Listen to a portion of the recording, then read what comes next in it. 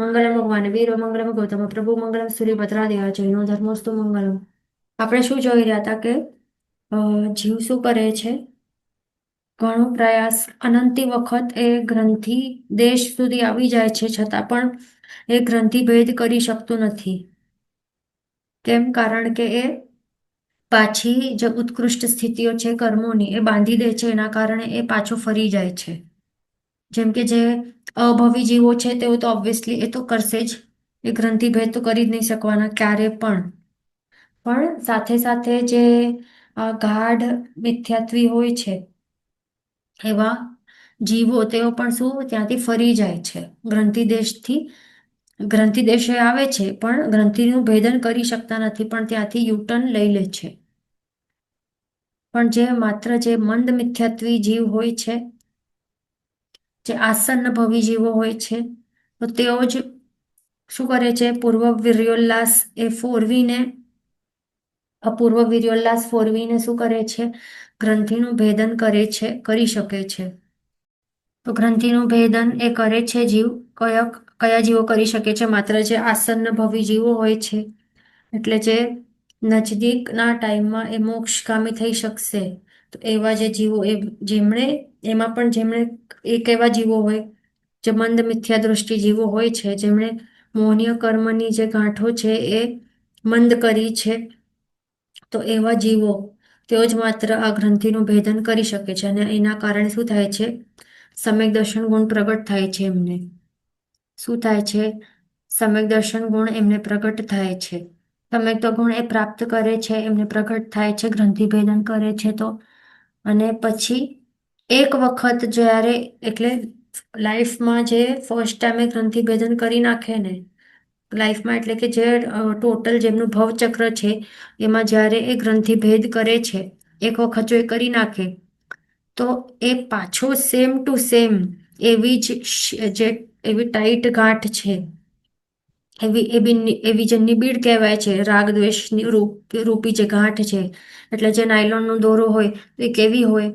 સમજો કે નાયલોનનો દોરો હોય તો એ એકદમ વેટ કરી, જે રેશમનો દોરો હોય વેટ કરીને આખી એવી ગાંઠ બાંધેલી હોય એકદમ.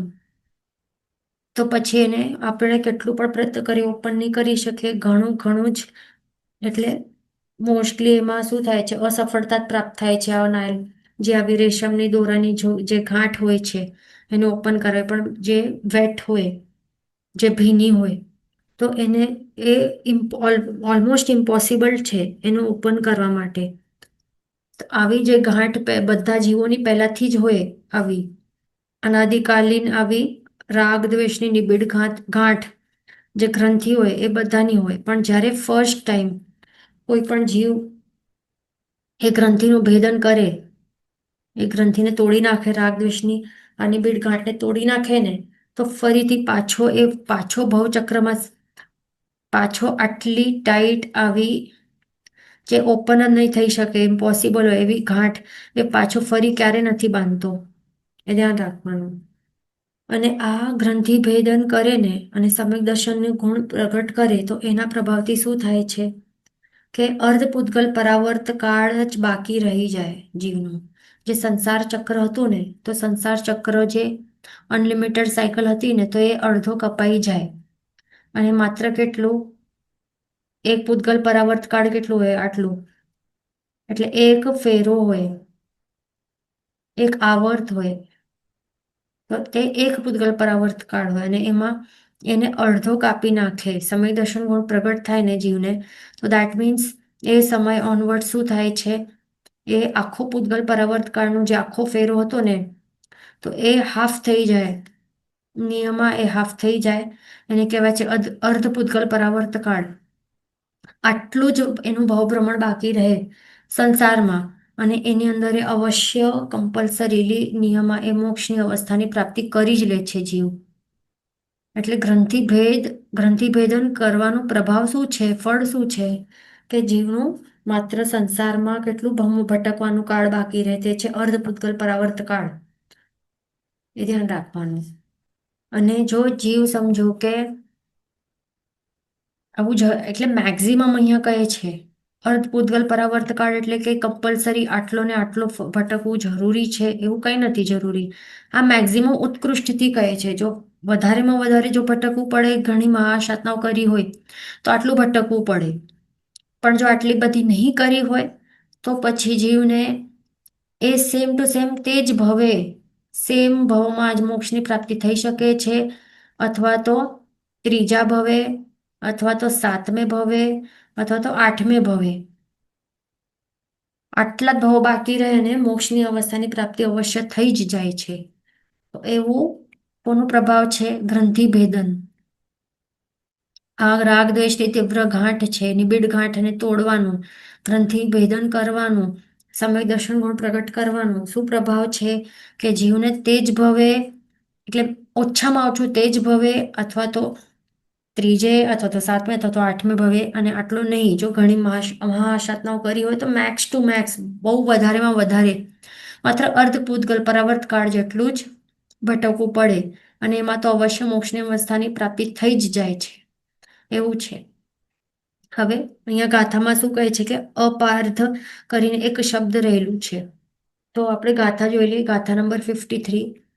હવે આ ગાથા છે એમાં આપણને હવે લાગશે કે અપાર્થ શબ્દ ક્યાં છે. તો અહીંયા દેખાય છે. અહીંયા શું છે? અવઢ એટલે કે અપાર્ધ, એટલે કે છેલ્લો આર્ધ. જે અહીંયા દેખાય છે આપણને તે સીમ અવઢ પુગ્ગલ. અહીંયા આ શબ્દ છે ને, આ અવઢ. અવઢ આ શબ્દનું મિનિંગ થાય છે અપાર્ધ, એટલે કે છેલ્લો અર્ધ. એ શબ્દનું અહીંયા શું અર્થમાં શું કહે છે તે આપણે જોઈ લઈએ. ગાથામાં જે અવઢ એટલે કે અપાર્થ શબ્દ કહે છે ને, તો એનું મિનિંગ શું થાય છે? અપ અને આર્ધ આ બે શબ્દને એને જોઈન કરવામાં આવેલું છે. અપ એટલે કે શું છે? ઉપસર્ગ કહેવાય છે. અને આર્ધ એટલે કે શું છે? અપ પ્લસ અર્ધ. અહીંયા દેખાય છે અપ પ્લસ અર્ધ. આ બંનેને આપણે જોઈન્ટ કરીએ તો શું થાય? અપાર્ધ આ શબ્દ બને છે. એ ધ્યાન રાખવાનું. તો અપ શબ્દનું મિનિંગ શું થાય છે? કે વ્યતીત થયો છે, એટલે જે પસાર થઈ ગયો છે, પાસ ઓન થઈ ગયો છે. અને અર્ધ એટલે કે શું? પહેલો અર્ધ ભાગ જેનો એવો છેલ્લો અર્ધ ભાગ તે અપાર્ધ, એટલે જે હાફ ભાગ, એ પહેલો અર્ધ ભાગ જેનો એવો છેલ્લો અર્ધ ભાગ તે અપાર્ધ, એટલે જે પાસ ઓન પાસ થઈ ચૂક્યો છે. હવે અહીંયા આપણે સમજો કે આ આખો એક સર્કલ છે, તે એક પૂતગલ પરાવર્ત કાળ છે. અને એમાં શું વ્યતીત થઈ ગયો છે? પસાર થઈ ગયો છે. એક અર્ધ ભાગ એ પસાર થઈ ગયો છે આટલો. અને બાકી કેટલો બાકી છે? જે છેલ્લો અર્ધ ભાગ બાકી છે, એટલે કે આટલો. છેલ્લામાં છેલ્લો અર્ધ ભાગ જ બાકી છે. એટલે પહેલો અર્ધ ભાગ જે છે એ વ્યતીત થઈ ગયો છે. વ્યતીત થયેલ છે પહેલો અર્ધ ભાગ જેનો. ઓકે, અહીંયા કોમા કરી નાખવાનું તો સમજમાં આવે. એટલે પહેલો અર્ધ ભાગ એ વ્યતીત થઈ ગયો છે, પસાર થઈ ગયો છે. અને એવો છેલ્લો અર્ધ ભાગ, એટલે કે આ બાકીનો જે છેલ્લો અર્ધ ભાગ એ બાકી રહેલો છે, એને શું કહેવાય છે? અપાર્થ. આ શબ્દનો મિનિંગ છે. ઓકે, એટલે પહેલો અર્ધ ભાગ વ્યતીત થઈ ગયો છે અને છેલ્લો અર્ધ ભાગ બાકી છે પસાર થવાનું, તો એને કહેવાય છે અપાર્થ. એટલે અવઢ પુગ્ગલ છે ને, અવઢ એટલે કે અપાર્થ પુગ્ગલ. અપાર્થ પૂતગલ એટલે અર્ધ પૂતગલ પરાવર્ત કાળ, સિમ્પલ વર્ડ્સમાં. ઓકે, પહેલું અર્ધ વ્યતીત થઈ ગયો છે પૂતગલ પરાવર્ત કાળનો, અને બાકીનો છેલ્લો અર્ધ ભાગ બાકી છે પૂતગલ પરાવર્ત કાળનું વ્યતીત થવું. તો તે અહીંયા બતાવે છે, એ ધ્યાન રાખવાનું. એ પણ અહીંયા શું કહે છે? અપ એટલે કે કિંચિત ન્યૂન, એટલે કે કંઈક ઓછું, કંઈક ઓછું એવો અર્ધ પૂતગલ પરાવર્ત કાળ. તે અપાર્થ પૂતગલ પરાવર્ત, એના એમ બે અર્થ થાય છે. એટલે કંઈક ન્યૂન એવું પણ એક અર્થ બને છે. કિંચિત ન્યૂન એટલે કે કંઈક ઓછું, કે કિંચિત ન્યૂન. અને બીજો અર્થ શું બને છે? અર્ધ પૂતગલ એટલે હાફ. અહીંયા હાફ દેખાય છે ને, એટલે કે મિનિંગ શું? કે અહીંયા જે બે અર્થ કહે છે ને અપાર્થ પૂતગલ પરાવર્તના, તો બે અર્થ શું છે? એક તો અર્થ શું છે? કે કંઈક ઓછું કાંઈક ઓછું, અને બીજો અર્થ શું છે કે અર્ધ, એટલે હાફ અને કાંઈક ઓછું, અથવા તો કાંઈક ઓછું. અને મેન તો એક તો હાફ છે, જે પહેલું અર્ધ છે એ વ્યતીત થઈ ગયું હતું, અને એક છેલ્લું અર્ધ બાકી હતું, તે અર્ધ બાકી છે, તે એક મિનિંગ બને છે. અને બીજું મિનિંગ શું બને છે કે અર્ધથી કાંઈક ન્યૂન, એવું પૂતગલ પરાવર્ત કાળ. ઓકે, એટલે હાફ માંથી સમથિંગ લેસ, કાંઈક ન્યૂન, હાફમાંથી કાંઈક ઓછું, હાફમાંથી કંઈક ન્યૂન, એવી રીતે. તો આ બે અર્થ થાય છે, ધ્યાન રાખવાનું. તો એવું એનું મિનિંગ થાય છે કોનું, આ શબ્દનો અપાર્થ પૂતગળ પરાવર્તનો, એવા બે અર્થ અહીંયા થાય છે, આપણે જોયું. પછી આગળ હવે શું કહે છે, હવે પૂતગલ પરાવર્ત કાળ, પૂતગલ પરાવર્ત કાળ આ કેટલું આપણે અહીંયા જોયું. તો આ શબ્દનું મિનિંગ શું થાય છે, તો અહીંયા કહે છે આ શું કેટલું હોય છે, એટલે કેટલું પીરિયડ ઓફ ટાઈમ વ્યતીત થાય તો એને એક પૂતગલ પરાવર્ત કાળ કહે છે. તો એમાં શાસ્ત્રમાં કહે છે કે દ્રવ્યાદિ 4 પ્રકારના પૂતગલ પરાવર્ત કાળ રહેલા હોય છે. એટલે દ્રવ્યાદિ 4, એમાં કયા 4 છે પૂતગલ પરાવર્ત કાળના? 4 પ્રકારથી આપણે એનું એસ્ટિમેશન કાઢી શકીએ છીએ. ફર્સ્ટ ઇઝ દ્રવ્ય, અહીંયા દેખાય છે, તો એક તો દ્રવ્ય, પછી ક્ષેત્ર, પછી કાળ અને ભાવ.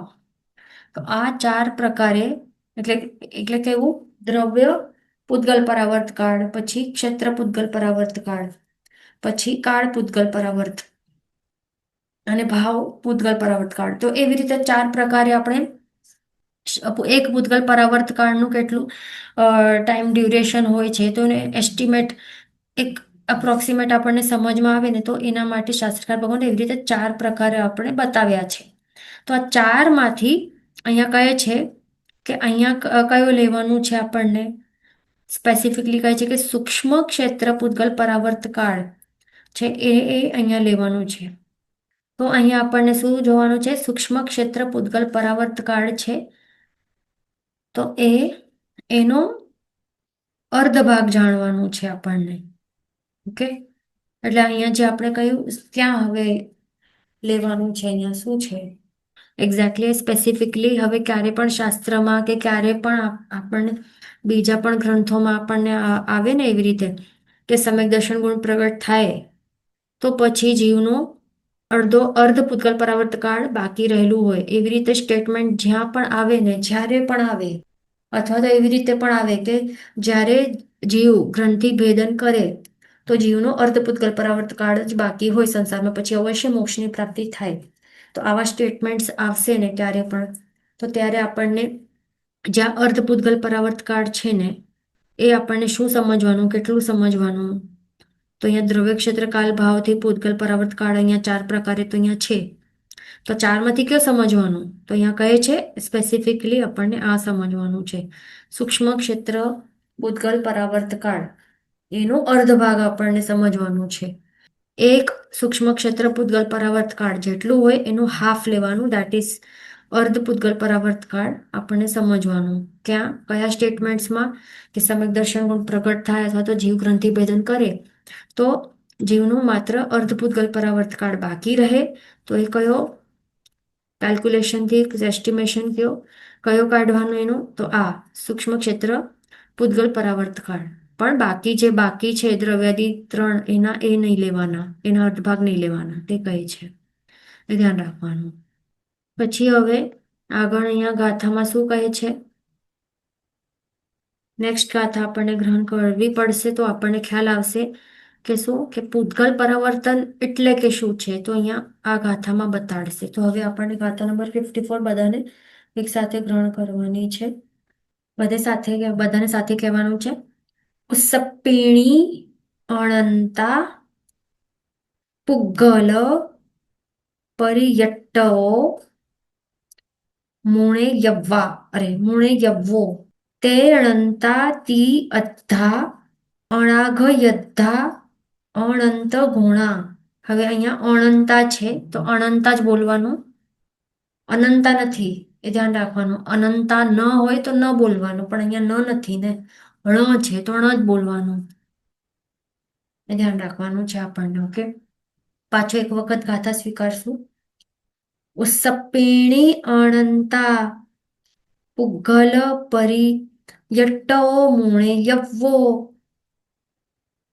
તેણંતા તી અદ્ધા અણાઘયદ્ધા અનંત ગુણા. શબ્દાર્થ ગાથાર્થ જોઈ લઈએ આપણે. ઉસપ્પીણી એટલે કે ઉત્સર્પિણીઓ. પછી અનંતા એટલે કે અનંત. પુગ્ગલ પરી યટ્ટઓ એટલે પૂતગલ પરાવર્ત કાળ. મૂણે યવ્વો એટલે કે જાણવો. તે એટલે કે તે પૂતગલ પરાવર્તો. અનંતા એટલે કે અનંતા.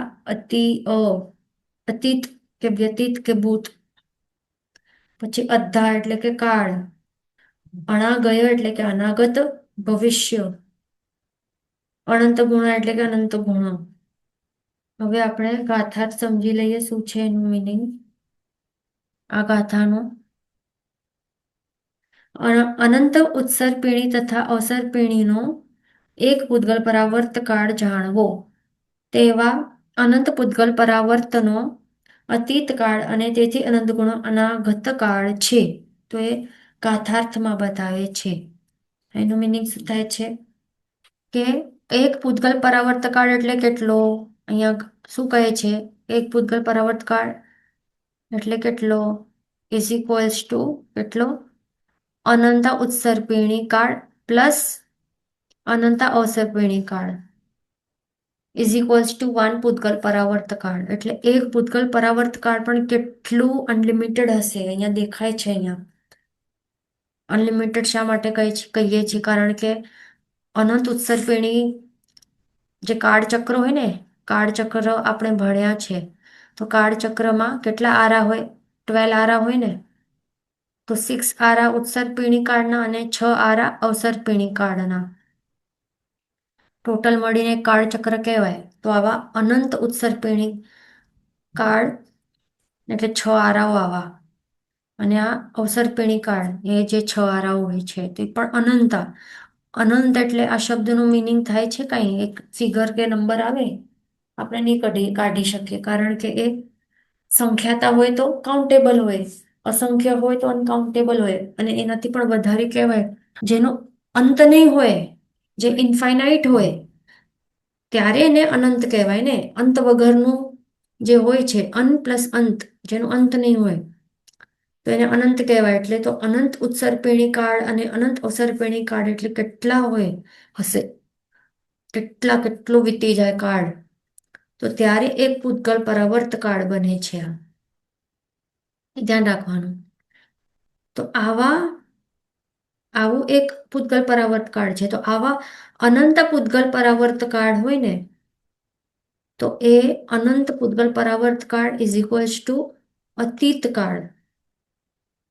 અતીત કાળ એટલે જે પાસ્ટમાં એ વ્યતીત થઈ ગયો છે, પસાર થઈ ગયો છે, જે ભૂતકાળ કહેવાય કે પાસ્ટ કહેવાય ને, તો એને કહેવાય છે અતીત કાળ. એટલે આપણે કહીએ ને કે કોઈ આપણને જો ક્વેશ્ચન આવે કે અતીત કાળ કેટલું હશે, કેટલું કાળ આ સુધી વ્યતીત થઈ ગયો હશે, એવું આપણને ક્વેશ્ચન આવે, તો અહીંયા શાસ્ત્રકાર ભગવાન શું કહે છે કે એક એટલે આખો અતીત કાળ એટલે કે જે ભૂતકાળ હોય એ કેટલું હશે? ટોટલ અનંતા પૂતગલ પરાવર્ત કાળ જેટલું એક અતીત કાળ છે. એટલે જે કાળ વીતી ગયો છે આજ સુધી, આ સેકન્ડ સુધી, તો એ કેટલું છે? અનંત પૂતગલ પરાવર્ત કાળો. તો હવે આપણને ક્વેશ્ચન આવે તો હવે ફ્યુચરમાં કેટલું બાકી છે સમય, કેટલું ટાઈમ બાકી છે ફ્યુચરમાં? કેટલો કાળ? એટલે ફ્યુચર એટલે કે અનાગત કાળ. એ કેટલું? તો કહે છે તેથી અનંત ગુણો. એટલે કે શું? જે અતીત કાળ છે ને, અતીત કાળ એટલે જે પાસ્ટ જે વીતી ગયો છે કાળ, એ કેટલું છે? અનંત પૂતગલ પરાવર્ત કાળ છે ટોટલ. તો હવે જે આટલું છે ને એનું અનંત ગુણ કરવાનું. એનું અનંત ગુણ કરવાનું, તો એટલું છે આ અનાગત કાળ. એટલે અનંત ગુણ મલ્ટીપ્લાય બાય અનંત પૂતગલ પરાવર્ત કાળ એટલે કેટલું હશે? નેવર એન્ડિંગ અને ઇન્ફાઇનાઇટ. અનંત ઉત્સર્પિણી, અનંત અવસર્પિણી કાળ. આટલું છે ફ્યુચર, અનાગત કાળ. એ ધ્યાન રાખવાનું. ઓકે. આ છે ઘાતાર્થ. હવે અહીંયા વિશેષાર્થમાં શું હવે બતાવશે? પૂતગલ પરાવર્ત કાળ એટલે શું છે એ બતાવતી આ ગાથા છે. તો એમાં શું કહે છે કે સુગમ છે, ઇઝી છે, તો પણ આ સ્થાને અતિ ઉપયોગી હોવાથી પૂતગલ પરાવર્તનો સંક્ષિપ્ત સ્વરૂપ કહેવાય છે. આ પૂતગલ પરાવર્ત કાળ છે ને એ અતિ ઉપયોગી છે. શાસ્ત્રકાર ભગવંતો મેન જે સમ્યક દર્શન ગુણ છે ને એ પ્રગટ થાય તો જીવને સંસાર ભ્રમણ કેટલું બાકી હોય તો એ કહેવા માટે સીધો કહે છે કે પૂતગલ પરાવર્ત કાળ. એ આપણને સમજવામાં એટલે સમજવું જરૂરી છે, બહુ ઉપયોગી છે આ વસ્તુ. તો આપણને ખ્યાલ આવે કે મેક્સ ટુ મેક્સ, મેક્સિમમથી મેક્સિમમ ઉત્કૃષ્ટથી કેટલું કાળ બાકી હશે કોઈ સમકીતી જીવનું, જેમણે પણ સમય તો સ્પર્શ્યું હોય એક વખત પણ. તો એ આપણને સમજવું જરૂરી છે કે અર્ધ પૂતગલ પરાવર્ત કાળ કહે છે તો એક પૂતગલ પરાવર્ત કાળ કેટલું ને. તો એનું સ્વરૂપ એટલા માટે શોર્ટમાં અહીંયા બતાવે છે. તો બતાવે છે કે અહીંયા 8 પ્રકારના પૂતગલ પરાવર્ત કાળ છે. કેટલા છે ટોટલ? 8 પ્રકારે. ઓકે.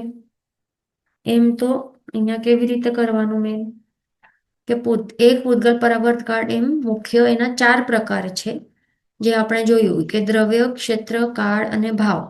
તો આવી રીતે 4 પ્રકારે એક પૂતગલ પરાવર્ત કાળ છે. હવે એના બે બે વિભાગ હજી સબટાઇપ્સ કરવાના. એટલે દ્રવ્ય પૂતગલ પરાવર્ત કાળ છે એના બે સબટાઇપ્સ કરવાના, એક તો સૂક્ષ્મ અને બીજું છે બાદર. એટલે સૂક્ષ્મ દ્રવ્ય પૂતગલ પરાવર્ત કાળ અને બાદર દ્રવ્ય પૂતગલ પરાવર્ત કાળ.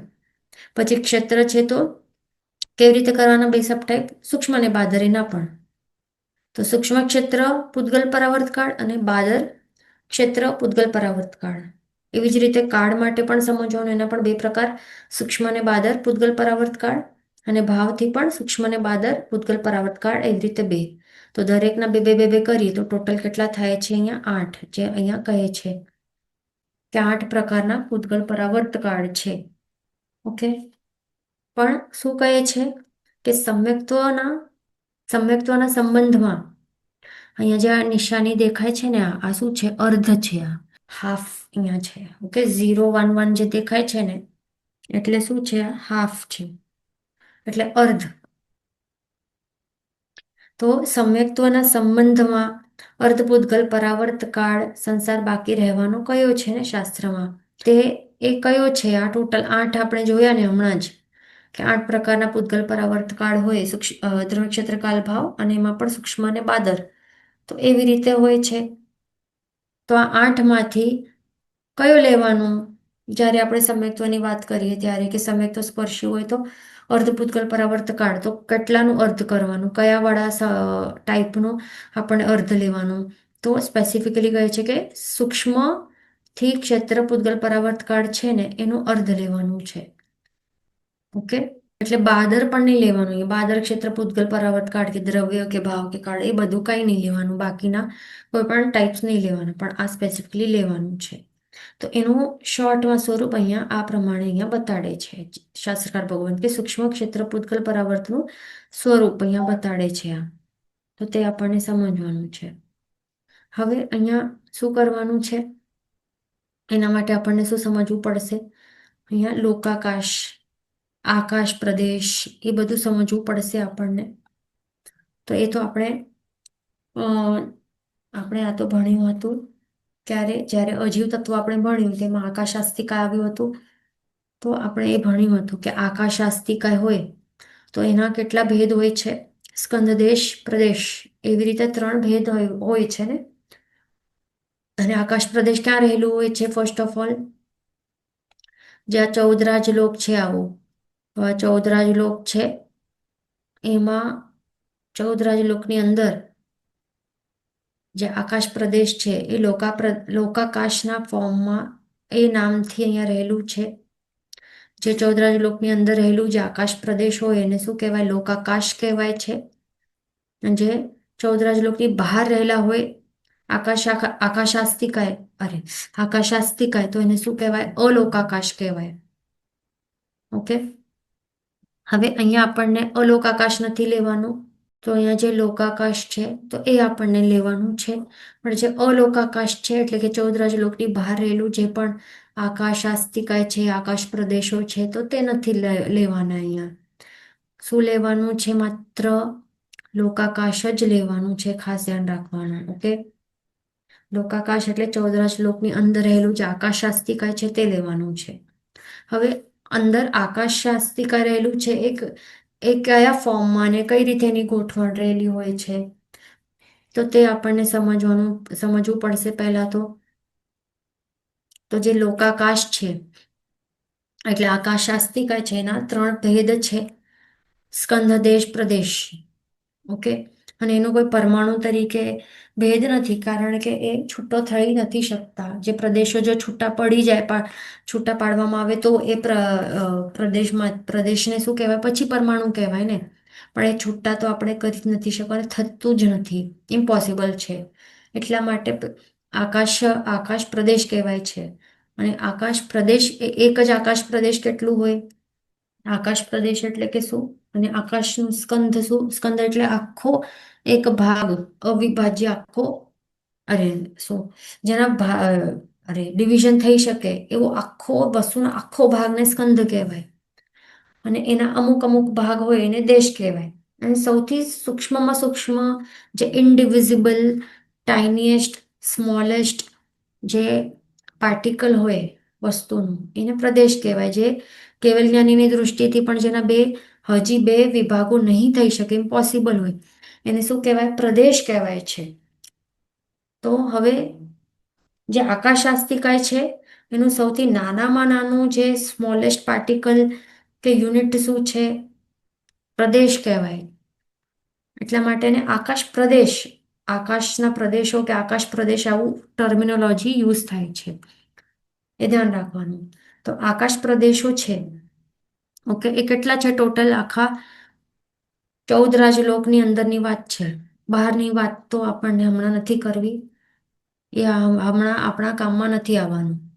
જે કામમાં આવવાનું છે કેલ્ક્યુલેશનમાં, એ જ આપણને એનું ડિસ્કશન કરવાનું છે. તો જે લોકાકાશ છે એટલે કે 14 લોકની અંદર રહેલા જે આકાશ શાસ્ત્રિકાય કે આકાશ પ્રદેશો છે એ ટોટલ નંબરમાં કેટલા છે? તો તે છે અસંખ્યાતા, દેટ મીન્સ અનકાઉન્ટેબલ. ઓકે, અનંતા નથી પણ અસંખ્યાતા છે. એટલે કે સંખ્યામાં એટલા વધારે કે દેટ વી કેનોટ કાઉન્ટ, એટલા માટે એને અસંખ્ય કહેવાય છે. અને અનંત શા માટે નથી કહેવાતું? અનંત નથી કહેવાતું આકાશ પ્રદેશ, લોકાકાશના આકાશ પ્રદેશોને. કેમ?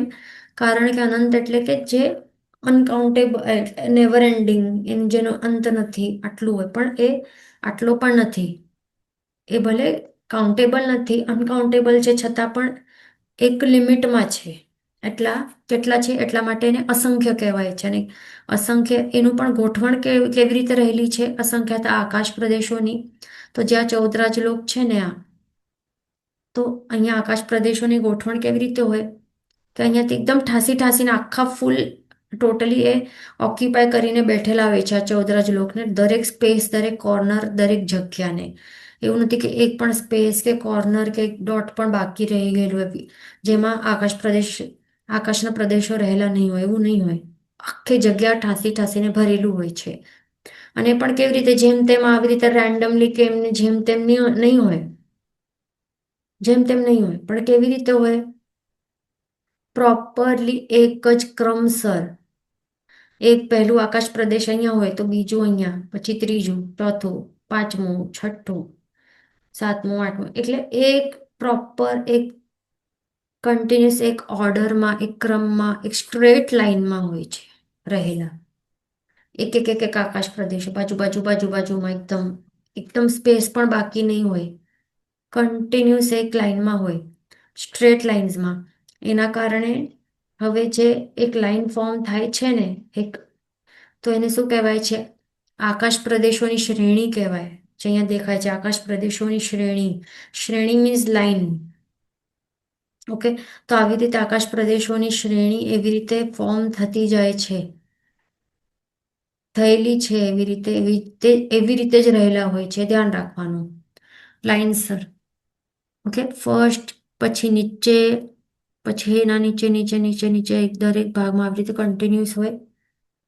અને અરેન્જમેન્ટ પણ એવી હોય કે અહીંયા હોરિઝોન્ટલ આકાશ પ્રદેશોની શ્રેણી તો બને છે, પણ આ આકાશ પ્રદેશોના અરેન્જમેન્ટ એવી રીતે હોય એના કારણે વર્ટિકલ શ્રેણીઓ પણ બની જાય છે, લાઇન્સ આવી રીતે સ્ટ્રેટ. અહીંયા આપણે ડ્રો કરીએ છીએ આડું અવળું, પણ એવી રીતે આડું અવળું નહીં સમજવાનું. Straight 90 degrees perpendicular, perfectly perpendicular, straight એવી રીતે હોય છે, ધ્યાન રાખવાનું. ઓકે. અને આવી રીતે અહીંયા હવે આ ફ્રન્ટ વ્યૂમાં આવી રીતે આપણને દેખાય છે, પણ આપણે 3D વ્યૂ જોઈએ ને, તો 3D વ્યૂમાં આપણે જોઈએ તો આવી રીતે દેખાય છે કંઈક. આકાશ પ્રદેશોની શ્રેણીઓ જે છે, આકાશ પ્રદેશોની ગોઠવણ એવી રીતે હોય કે એના કારણે આવી રીતે શ્રેણીઓ બનતી જાય છે. ઓકે.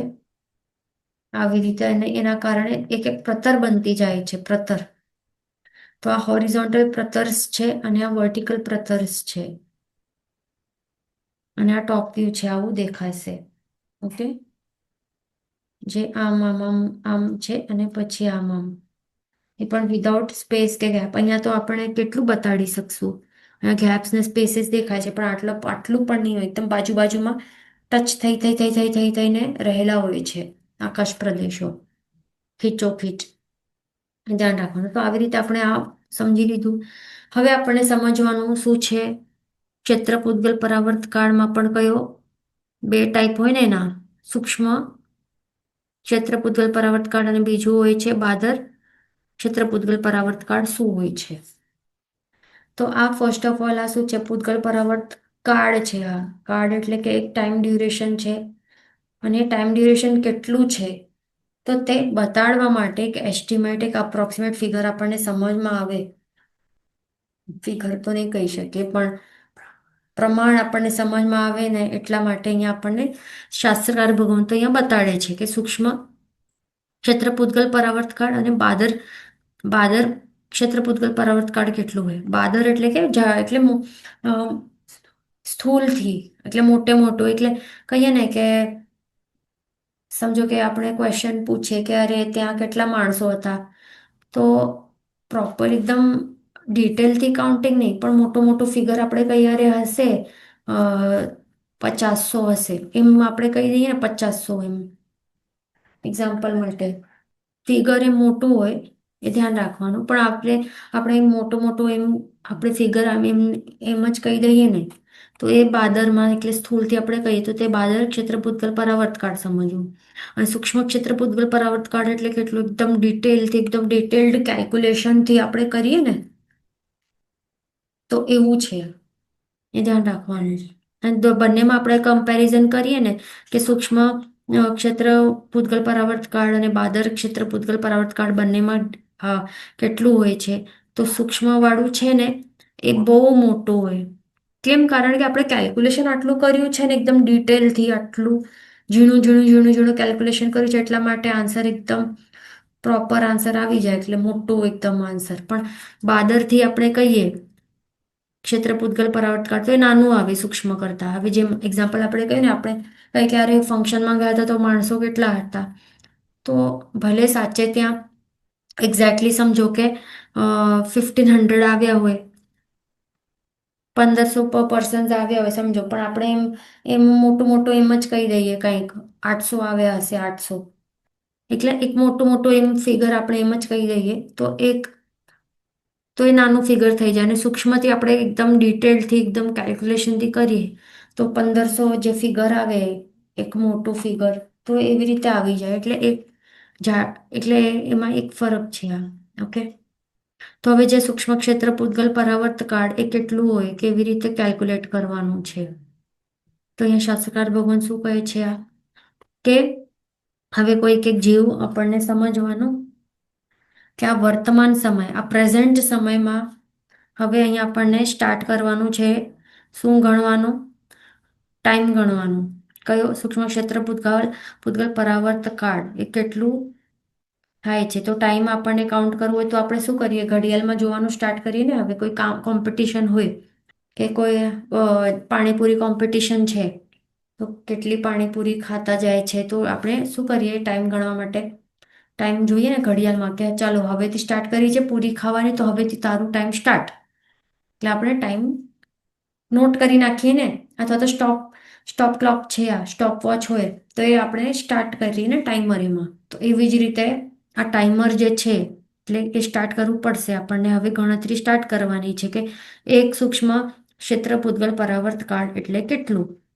તો હવે આપણને ટાઈમર સ્ટાર્ટ ક્યારે કરવાનું, જ્યારે કોઈક એક જીવ, કોઈક એક અમુક આકાશ પ્રદેશ ઉપર એનું મરણ થયું, તો હવે અહીંયા આપણને એનું ટાઈમર સ્ટાર્ટ કરવાનું કે આજે સૂક્ષ્મ ક્ષેત્ર પૂતગલ પરાવર્તકાળ હવેથી સ્ટાર્ટ. હવે આપણે કેલ્ક્યુલેશન કરવાનું સ્ટાર્ટ કર્યું કે આ સ્ટાર્ટ થઈ ગયું છે ટાઈમ. હવે અહીંયા મૃત્યુ થઈ ગયું, પછી એ બીજે ક્યાંક જન્મ પામ્યું છે, અહીંયા સમજો અહીંયા એનું જન્મ થયું છે, જન્મ પામીને એનું મરણ સમજો કે અહીંયા મરણ થઈ ગયું છે. પછી પાછો અહીંયા બીજે ક્યાંક જન્મ થયું અને પછી મરણ થયું, જન્મ મરણ આવી રીતે બીજે ક્યાં આકાશ પ્રદેશોમાં રેન્ડમલી થતું જાય છે. તો એવા સમજો ને કે એણે એવા રેન્ડમલી સમજો કે 100 ભવો કર્યા જ્યાં એનું મરણ રેન્ડમલી બીજે ક્યાં પણ આકાશ પ્રદેશમાં થઈ ગયું.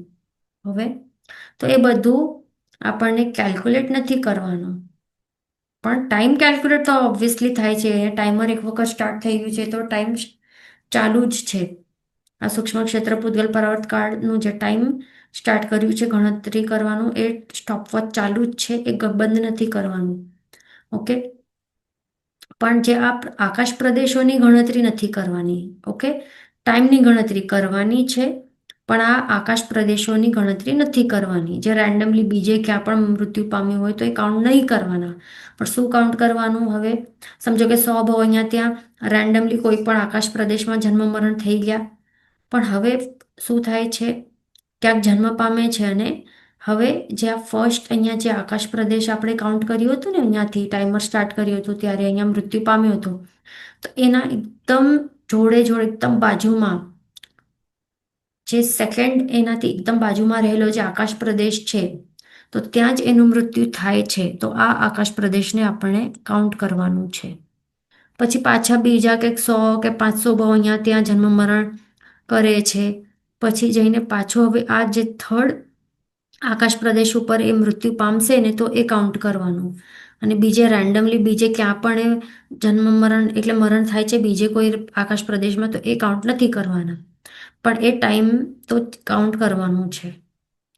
ઓકે, તો આવી જ રીતે આપણને શું કેલ્ક્યુલેટ કરવાનું છે કે જે એક જ લાઈનમાં સમશ્રેણીમાં એક જ શ્રેણીમાં અને એક જ ક્રમસર બાજુમાં આગળ વધતા જે આકાશ પ્રદેશો છે, તો ત્યાં જ એ મૃત્યુ પામતો જાય ને જીવ.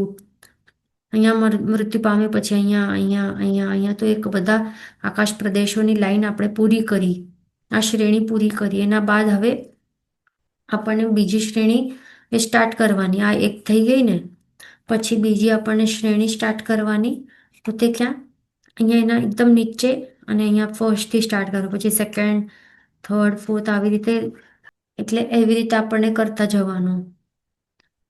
તો અહીંયા જે ફર્સ્ટ આપણે જોઈ ને, તો એ ફર્સ્ટ પહેલા તો પ્રતર છે ને એ પૂરી થઈ જવી જોઈએ. અહીંયા આ જે ફર્સ્ટ પ્રતર દેખાય છે ને, આ જે ટોપ વ્યૂથી આવ્યું દેખાય છે. ઓકે, તો આ લાઈન એટલે કે શું, આકાશ પ્રદેશો લાઈનમાં રહેલા છે, તો આ આકાશ પ્રદેશોની જે શ્રેણી છે ને, દરેકમાં એ મૃત્યુ પામતો જવું જોઈએ લાઈનસર, ક્રમસર. તો એ પછી એ કાઉન્ટ થાય, એ પ્રદેશોનું કેલ્ક્યુલેશન થાય, એ ધ્યાન રાખવાનું. પણ જે રેન્ડમલી બીજે કે જે ક્રમસર નહીં હોય ને, આકાશ પ્રદેશો પણ એ ક્રમસર નહીં હોય, પણ બીજે ક્યાં પણ હોય, બાકીના ક્યાં પણ આકાશ પ્રદેશો ઉપર એનું મૃત્યુ થયું હોય, તો એ કોઈ પણ આકાશ પ્રદેશને કેલ્ક્યુલેટ નહીં કરે, એ ધ્યાન રાખવાનું. પણ એ બધું ટાઈમ, એ કાળ વ્યતીત થતો જાય છે, ટાઈમ તો એડ થતો જાય છે. અને એમાં પણ એવું કંઈ જરૂરી છે કે જીવ ત્યાંનું ત્યાં જ એ મૃત્યુ થાય, એટલે ક્રમસર જ થાય આકાશ પ્રદેશોમાં, એવું કંઈ રૂલ નથી ને. એના જ એ જ રીઝનથી જીવનું શું થાય છે, અનંતા ભવો કરી નાખે, અસંખ્યાતા ભવો કરી નાખે. એટલા જ માટે તો એક શું કહે છે, એક પૂતગલ પરાવર્ત કાળ કેટલું છે, અનંતા ઉત્સર્પિણી અનંતા ઉત્સર્પણી શા માટે કહ્યું છે? એટલા જ માટે તો કહ્યું છે કારણ કે એ કેટલું મોટું હશે, કેટલું અનલિમિટેડ હશે, કેટલું જ મોટું હશે. અનંતા કાળ ચક્રો વીતી જાય છે. કારણ કે અહીંયા ઓબ્વિયસ છે કે તુરંત આખો એ ચૌદરાજ લોકમાં કેટલા અસંખ્યાત આકાશ પ્રદેશો છે. તો કઈ એવું જરૂરી છે કે બાજુમાં જ લાઈનસર એવું મૃત્યુ થાય જીવનું? એવું નહીં થાય ને. કેટલા બધા અનંતા ભવો કરી નાખે કે અસંખ્યતા ભવો કરી નાખે, પછી અહીંયા જે ક્રમ છે, અહીંયા નેક્સ્ટ ક્રમમાં અહીંયા મૃત્યુ પામશે, તોય પછી ગણાશે. પછી પાછો અસંખ્યતા ભવો અહીંયા ત્યાં મરણ પામશે આકાશ પ્રદેશોમાં, પછી જઈને અહીંયા મૃત્યુ પામશે એના નેક્સ્ટ વાળા, તો ત્યાં એ ગણાશે. તો એવી રીતે આખી લાઈન એની પૂરી કરવી પડશે. તો આવી રીતે લાઈન એ ક્રમસર આવી રીતે પૂરી કરે, આ લાઈન પછી આ એવી રીતે પૂરી કરે, તો ત્યારે કહેવાય કે એક પ્રતર પૂરી થઈ. એક આકાશ પ્રદેશોની જે પ્રતર છે એ કમ્પ્લીટ થઈ મરણ વડે, એવી રીતે એ સ્પર્શીને આવી રીતે પૂરી થઈ, અને પછી સેકન્ડ પ્રતર સ્ટાર્ટ કરવાની એને, જે એના નીચે આપણે જોઈને અહીંયા એ નીચેવાળી લાઈન, તો એ સેકન્ડ પ્રતરે ચાલુ કરવાનું એને. પછી થર્ડ પ્રતર, તો પ્રતરો પણ કેટલા બધા છે, અસંખ્યાતા છે અહીંયા. તો આવી રીતે લાઈનસર આખો એ મરણ વડે સ્પર્શીને આખો જ્યારે આ બધી પ્રતરો કમ્પ્લીટ કરે ને, મરણ વડે સ્પર્શીને લાઈનસર ક્રમસર જરૂરી છે. બીજે અનંત ભવો એ વચ્ચે કેટલા પણ કર્યા હશે, મૃત્યુ પામ્યા હશે અલગ અલગ રેન્ડમ કોઈ પણ આકાશ પ્રદેશો પર, તો બીજું કોઈ કાઉન્ટ નહીં થાય. પણ એ લાઈનસર જે એ મરણ વડે સ્પર્શ્યો છે તો એ જ કાઉન્ટ થશે. જ્યારે એ બધી પ્રતરો એવી રીતે મરણ વડે સ્પર્શીને એ પૂરી કરશે ને, તો ત્યારે આ ટાઈમર જે હતું, સ્ટોપવોચ હતું, તો તે આપણે બંધ કરશું અને ટાઈમ નોટ કરશું. એટલે તે ટાઈમ કેટલું હશે? એક સૂક્ષ્મ ક્ષેત્ર પૂતગલ પરાવર્ત કાળ હશે, અને એ પણ કેટલું અનંતા કાળ ચક્રો વીતી ગયા હશે એમાં તો. અનંત અવસર પીણી વીતી ગઈ હશે. તો એટલું મોટું છે આ, એ ધ્યાન રાખવાનું. હવે અહીંયા એક સૂક્ષ્મ ક્ષેત્ર પૂતગલ પરાવર્ત કાળ તો આપણે સમજી લીધું. હવે આપણને જે બાદર આપણે કહ્યું ને, બાદર ક્ષેત્ર પૂતગલ પરાવર્ત કાળ, એમ તો અહીંયા બતાવેલું નથી, પણ એ કેવી રીતે હોય છે કે એમાં કઈ ક્રમસર મરણ વડે આકાશ પ્રદેશોને સ્પર્શ કરવાની એમાં જરૂર નથી, એવી રીતે નથી, સૂક્ષ્મ કેલ્ક્યુલેશન નથી કરેલું. પણ એ મરણ વડે એને શું કરવું પડશે. એક મિનિટ, આપણે હમણાં શું વાડાની વાત કરીએ છીએ કે સૂક્ષ્મ આપણે જોઈ લીધું કે ધ્યાન રાખવાનું. સૂક્ષ્મ ક્ષેત્ર પૂતગલ પરાવર્ત કાળ, એક સૂક્ષ્મ ક્ષેત્ર પૂતગલ પરાવર્ત કાળ કેટલું મોટું હોય એ આપણે સમજી લીધું. એની ગણતરી, એનું પ્રમાણ આપણે ફાઇન્ડ કરી લીધું કે એ રીતે કરવાનું હોય છે. હવે એક બાદર ક્ષેત્ર પૂતગલ પરાવર્ત કાળ કેટલું મોટું હોય, કેવી રીતે એનું કેલ્ક્યુલેશન કરવાનું, તો એ શાસ્ત્રમાં શું કહે છે કે કોઈ જીવ 14 લોકમાં ટોટલ કેટલા હોય છે? અસંખ્ય આકાશ પ્રદેશો હોય ને, તો બધા અસંખ્ય આકાશ પ્રદેશોને એ મરણ વડે એ સ્પર્શે, એક વખત સ્પર્શે, તો જ્યારે જ્યારે સ્પર્શે ને, તો એ કાઉન્ટ થતા જાય બધા, જ્યાં જ્યાં એ કાઉન્ટ થતા જાય છે. એટલે અહીંયા ક્રમ નથી જોવાનું, પણ એમાં શું જોવાનું છે કે એ બધા ટોટલ બધા જ જેટલા પણ અસંખ્યતા ટોટલ આકાશ પ્રદેશ છે ને, એ બધાને મરણ વડે એને સ્પર્શ કરવું પડશે. એટલે જ્યારે એ ટોટલ કમ્પ્લીટ થઈ જાય છે ને, બધા જ મરણ વડે એ અલગ અલગ સ્પર્શશે ને, તો હવે એમાં પણ એવું હોય કે સેમ આકાશ પ્રદેશ ઉપર એ અનંત વખત મૃત્યુ પામ્યો, તો એ પણ પોસિબલ છે ને. સેમ આકાશ પ્રદેશોમાં મરણ વડે સ્પર્શે છે, અનંતા ભવ કરે છે, એવું પણ પોસિબલ છે ને. પણ એ બધું ટાઈમમાં એ બધું એડ થાય, પણ એ આકાશ પ્રદેશ તો એ તો એક જ ગણાશે ને. ઓકે, એ ધ્યાન રાખવાનું. તો આવી રીતે બધા જ આકાશ પ્રદેશોને એને મરણ વડે સ્પર્શવાનું છે. બધા સ્પર્શી નાખશે ને, તો ત્યારે પછી એ ટાઈમર બંધ થશે, અને ત્યારે એ ગણતરી જે પ્રમાણ હશે ને, ટાઈમ ડ્યુરેશન જે વ્યતીત થયું, એને કહેવાશે એક બાદર ક્ષેત્ર પૂતગલ પરાવર્ત કાળ. ઓકે, એટલે આપણે ડિફરન્સ અહીંયા બંનેમાં સમજાઈ ગયું કે શા માટે બાદરનું કાળ ઓછું અને સૂક્ષ્મ વાળું વધારે. એ આપણે સમજાઈ ગયું હશે, એ ધ્યાન રાખવાનું. પણ જ્યારે સમ્યક તો સ્પર્શે તો ત્યારે જે પૂતગલ પરાવર્ત કાળ જે આપણને ગણતરી કરવાનું છે ને, જે અર્ધ પૂતગલ પરાવર્ત કાળ બાકી રહે જીવનું, એ કેટલું કયું ગણવાનું, તો તે આ બાદર નથી ગણવાનું કે બીજો કોઈ દ્રવ્ય કે કાળ કે ભાવ એ બધા નથી ગણવાના, પણ ક્ષેત્રવાળું ગણવાનું છે. પણ કયો? એક સૂક્ષ્મ, અડધું સૂક્ષ્મ ક્ષેત્ર પૂતગલ પરાવર્ત કાળ, એ આપણને ગણતરી એ કરવાની છે એની, કે આટલું બાકી રહે છે. એટલે એમાં પણ આપણે હવે સમજાઈ ગયું ને કે સમ્યક તો ભલે સ્પર્શાઈ ગયું, સ્પર્શ થઈ ગયું હશે જીવનું, પણ જો એ બહુ મહાપાપો કરશે, મહાશાતનાઓ કરશે ને, તો અનંતા હજી ભટકવું પણ પડે છે જીવને. ઉત્કૃષ્ટથી એ ધ્યાન રાખવાનું. અનંતાઓ એટલે હાફ સૂક્ષ્મ ક્ષેત્ર અડધો સૂક્ષ્મ ક્ષેત્ર પૂતગલ પરાવર્ત કાળ પણ કેટલો અનંત અવસર્પિણી, અનંત અવસર્પિણી જ છે ને એમાં પણ, અનંતો કાળ તો છે જ એમાં પણ. એટલે ધ્યાન રાખવાનું. ઓકે. અને શોર્ટમાં ક્ષેત્ર પૂતગલ પરાવર્ત કાળ જે છે ને, એટલે આખો જે 14 રાજલોક જે છે એમાં બધા જ આકાશ પ્રદેશો છે એને મરણ વડે સ્પર્શ કરવાનું છે. અને એમાં સૂક્ષ્મ એટલે કે એમાં સૂક્ષ્મની વાત કરીએ તો એ ક્રમશર એને કરવું, જો ક્રમશર કરે તો એ કાઉન્ટ કરવાના પ્રદેશો, આકાશ પ્રદેશો. અને બાદર એટલે કે ક્રમ નથી કરવાનું, પણ બધા સ્પર્શવાનું છે કમ્પ્લીટલી મરણ વડે, એ ધ્યાન રાખવાનું. હવે અહીંયા ક્વેશ્ચન છે, વેન એની જીવ ડાઈઝ હિઝ બોડી સ્કંદ વિલ કવર મલ્ટિપલ આકાશ પ્રદેશ, can all will be counted for ક્રમબદ્ધ સ્પર્શ કેલ્ક્યુલેશન. તો હવે એમાં જો અહીંયા હવે એક આકાશ પ્રદેશ છે, અહીંયા મરણ વડે એ સ્પર્શ્યો છે, તો એનું જ્યાં તે એનું આત્મા ત્યાં રહેલું હોય, એ આટલું આકાશ પ્રદેશ ઓક્યુપાય કરીને રહેલું છે, તો એ આપણે કાઉન્ટ કર્યું છે. અને તરત એના બાજુવાળું છે, બાજુમાં છે, તો અહીંયા એ મૃત્યુ થાય એ જીવનું. પણ હવે જરૂર નથી કે એ જીવનું અહીંયા આટલું જ નાનું શરીર હોય, આટલું જ હોય, બરાબર.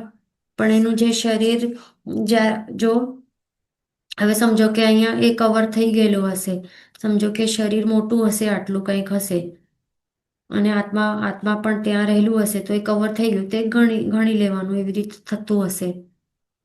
ઓકે, ધ્યાન રાખવાનું. તો અહીંયા આપણને જે સૂક્ષ્મ ક્ષેત્ર પૂતગલ પરાવર્ત કાળ આજના ક્લાસમાં આપણને સમજાઈ ગયું કે કેટલું એનું રહેલું છે. હવે આગળનું જે બાકી રહેલું છે એ આપણે નેક્સ્ટ ક્લાસમાં કન્ટિન્યુ કરશું.